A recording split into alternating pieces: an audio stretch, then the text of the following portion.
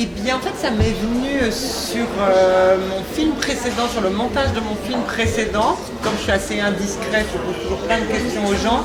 Et c'est en demandant à ma petite assistante monteuse comment elle était devenue monteuse qu'elle m'a expliqué qu'elle faisait le métier que fait Karine dans le film, c'est-à-dire que formatrice pour adultes en centre. J'étais en train d'essayer de trouver un truc, de dire du mal de toi au moment où tu allais t'asseoir, j'ai pas été assez rapide. C'est pas assez présent à mon esprit.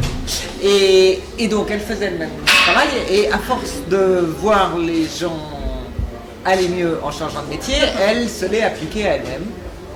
Et donc il y a un truc moi qui m'a... Alors elle m'a raconté après ce dont je me souviens pas, que je l'ai écouté midi, que le lendemain j'ai ouvert la porte de sa salle de montage et que je lui ai fait « toi tu m'as empêché de dormir ». Et là tout a commencé. Voilà, ouais. Je suis partie de ça vraiment, du truc du rapport au travail. Bonjour, je dois faire mon bilan de compétences maintenant. C'est quoi exactement votre poste? Hôtesse, coûteuse, gérante, relations publiques? En fait, je sais pas ce que c'est mon métier. C'est vraiment parti du rapport au travail. Ouais. Et puis donc du fait de changer de vie, de se donner la possibilité d'avoir une deuxième vie. Et donc là, ensuite c'est la rencontre de ces deux femmes. Voilà, ça me plaisait aussi d'avoir un rapport féminin qui soit ni de la rivalité, ni vraiment de l'amitié non plus, qui était un rapport plus complexe, pas dénué de bienveillance, mais pas non plus totalement dénué d'arrière-pensée. En fait, j'ai écrit en pensant aux deux filles, et c'est la première fois que j'écrivais en pensant avant aux acteurs. Parce qu'en général, j'aime pas trop, parce que je veux pas que ça me bride et que, voilà, si jamais ils refusent d'avoir le cœur brisé ou machin. Et là, comme j'avais très envie de retravailler avec elles deux, puisque j'avais travaillé avec Emmanuel sur Ce qui reste et avec Karine sur Les amitiés de mon père, j'ai affronté l'idée d'avoir possiblement le cœur brisé en écrivant pour elle. Et Roche Dizem, qui m'envoie. Et Rosdi, il est super. Hein, ouais. Et ben lui, c'est arrivé plus tard. Là, je me suis vraiment posé la question à la fin du scénario, quel était l'acteur idéal, mais elles sont arrivées vraiment au tout début de l'écriture. Bah, moi, de toute façon, j'ai même accepté avant même de le lire. Donc, Anne, elle dit, j'espère que non. Mais en fait, moi, j'avais réservé mes dates. Tout le monde était au courant que je tournais dans le film d'Anne, alors que j'avais même pas lu. Parce qu'il y a des choses qui se font un peu par principe. Des fois, il y a pas. Je savais que ce serait bien écrit. Je savais que ce serait intéressant. C'était avec Emmanuel, donc je la connaissais dans la vie. On était assez copines, mais on n'avait jamais travaillé ensemble. Donc voilà, pour toutes ces raisons-là, ça me faisait très très plaisir. Je savais que ce serait de bonne facture, donc j'avais aucune raison de dire non, aucune. Je pense qu'on peut tous à certains moments de la vie, parce que voilà, il faut s'en sortir, parce que c'est des caps difficiles à passer. Pas se conduire de la meilleure façon du monde avec les gens qui vous entourent. Mais moi, ça m'intéresse pas non plus de traiter ni des personnages de salauds, en règle générale, ni des saints, ni des héros. Voilà, le personnage de Karine est quelqu'un d'ordinaire, mais qui a quand même une vraie déontologie, qui a une vraie éthique. Elle a choisi un métier qui est utile aux gens, qui est dans le but d'aider les autres, donc c'est pas c'est pas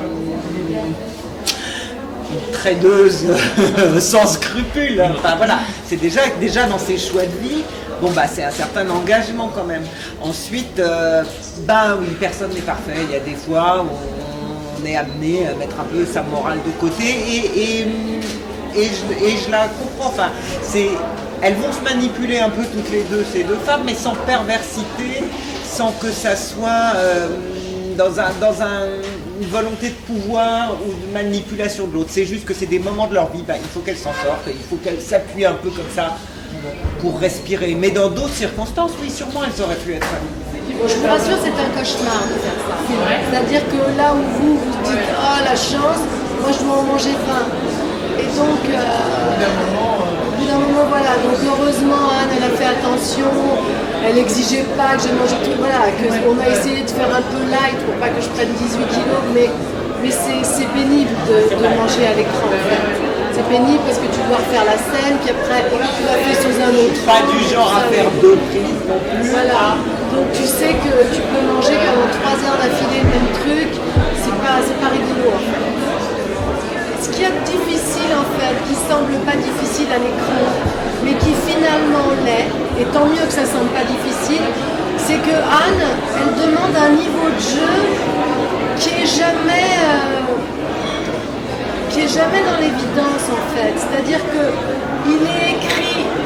C'est pour ça quand on me dit comment est-ce que vous avez travaillé le rôle, en fait avec Anne, il ne faut pas trop travailler le rôle, je dirais. Il faut plus être dans un état de disponibilité à la situation parce que comme elle sait exactement ce qu'elle veut, la situation va être A, mais si tu joues A, ça ne lui va pas. Elle va vouloir que tu joues B sur une situation A, et quand elle voit que tu joues bien le B, elle va te rajouter du C. Et en gros, c'est très subtil, c'est-à-dire que ça va pas dans le sens de ce que... Oui, du coup, tu as toujours plusieurs pistes qui t'arrivent, et parfois, comme par exemple cette scène-là, où tu pourrais être dans une espèce de tunnel de... J'arrive en pénitence, je tremble, j'ai peur, je suis très traqueuse, j'ai en même temps beaucoup de sentiments pour cette fille, mais je suis obligée de lui avouer ce que j'ai fait. Mais au milieu de ça, il y a le côté quand même très drôle de je vide un sac, je vais chercher le sac, c'est dégueulasse, oui je sais. Et il ne faut pas que tu perdes le fil. Il faut rattraper après l'émotion à l'endroit où elle est et pas là. Et donc ça finalement, quand tu décortiques un peu les scènes et que tu les joues, c'est un peu tout le temps comme ça. Donc ça n'est jamais, tu t'installes jamais dans quelque chose où tu peux te vautrer dans l'émotion ou dans une forme de complaisance, de jeu, etc. Tu es tout le temps un peu sur le qui-vive, c'est toujours une espèce de labyrinthe où tu passes par la merde, j'ai loupé le premier truc, alors des fois tu te trouves dès le premier tournant et donc tu sais que c'est foutu. Des fois tu passes le premier, le deuxième, le troisième, tu te vautres au quatrième, donc tu te dis le début. Et c'est une chose que j'aime assez, que je trouve très difficile, mais que j'aime assez. Non, mais ce qui se passe, je pense, c'est qu'il y a une espèce d'appel sur nos 3 noms, les 3 noms des filles. Rushdie, il arrive un peu comme la cerise sur le gâteau, et il est vraiment super.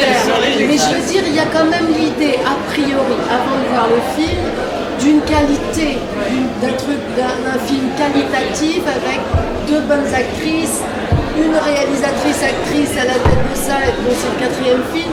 Il y a quand même un truc d'une bonne facture française, a priori. Après, les gens aiment ou n'aiment pas, mais je trouve que sur le papier, il y a cette chose-là séduisante, quoi. Que ça va pas être snobinard, que ça va pas être misérabiliste, que ça va faire partie de cette tradition de film, un peu comme Jaoui Bakri, Rennen, dans un autre genre, etc. Film de qualité française, quoi. Mais vous êtes complètement dingue de m'inviter ici. Tout va bien? Le repas vous a plu? Oui, bon. Ah, c'est le gâteau préféré de mon épouse. Carole, c'est votre épouse? Oui, madame me dit que vous vous connaissez. Oui, on va ensemble à la gym. Hein? Je voulais m'excuser. Je vous utilise comme alibi, c'est uniquement pour pouvoir venir ici. Avec le résultat de vos tests, le logiciel devrait vous trouver une profession adaptée à votre potentiel. C'est comme si c'était Noël et que j'attendais mon cadeau. Alors, c'est quoi? Je sais pas si Carole t'en a parlé, mais en ce moment, c'est pas une bonne période. J'ai rencontré votre mari, et depuis quand on est amis exactement? Bah, on pourrait l'être, non? Oh, dis donc, t'as rencontré quelqu'un? C'est quelqu'un que je côtoie dans mon milieu professionnel, donc dire d'un point de vue éthique, non, je peux pas faire ça. Je crois pas. Je suis en train de chercher la meilleure formation pour toi. Dans quelle branche? Mais n'importe laquelle, on s'en fout. Ah, bah c'est maintenant ou jamais. hein. Exactement. Je crois que je suis en train de devenir une salope. Tu te rends compte de ce que tu fais? Tu respectes plus aucune déontologie. Moi, je sais que t'es comme moi, au bord de l'implosion. se passe un truc pas net depuis le début. J'arrête de suivre ton dossier. À cause de moi? Non, non, non. À cause de ce que je t'ai fait. Et enfin, tu l'as fait par amitié.